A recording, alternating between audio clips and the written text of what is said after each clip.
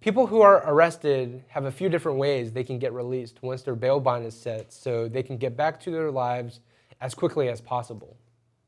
Paying the full bond amount, also known as a cash bond, is one way to get released. Another way is called the personal bond, which is the free way to get released. Lastly, a bail bondsman can charge a percentage of the bail bond amount, releasing someone on a surety bond.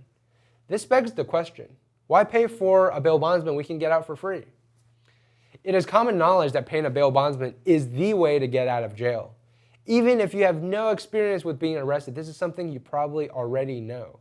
In fact, the rest of Texas uses bail bonds as the traditional way to get out of jail. The average person wouldn't know that they can get out of jail for free with a personal bond. With all the costs that come with being arrested and going to court, not having to pay the bondsman can help significantly during a difficult and stressful time.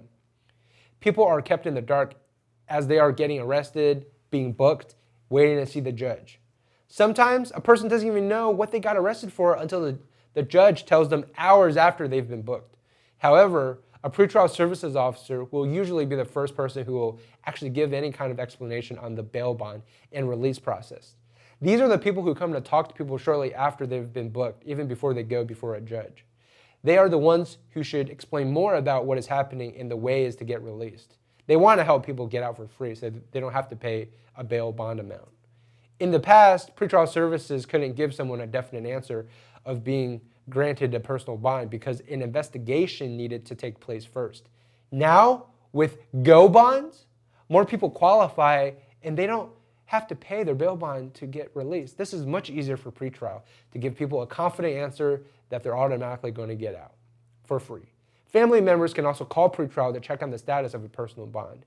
It's in someone's best interest to find out that before contracting to pay 10 to 15% of a bail bond to a bondsman. It would benefit people who get booked in to have this information right away. Just as much as the arrestees are in the dark about the bonds process, their families are as well. Usually it's the loved ones on the outside who have to help their family member get released. So maybe a pamphlet for the different ways to get out of jail would be useful. People get this information during magistration, but they should get this information right away because that's when they get their free phone calls and collect calls.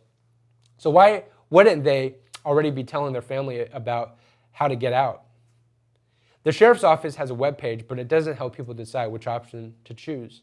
It doesn't go into detail about the different ways to get released. Maybe if a video was included on the website explaining these ways, that would help everyone involved in this situation to be more informed about the best option. For most people, the free way through a personal bond would be the first choice.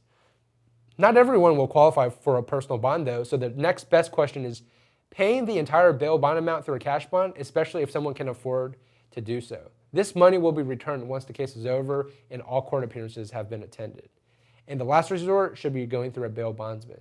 This is money that will never be seen again, and hiring one doesn't have any other real benefits in the bail bonding process.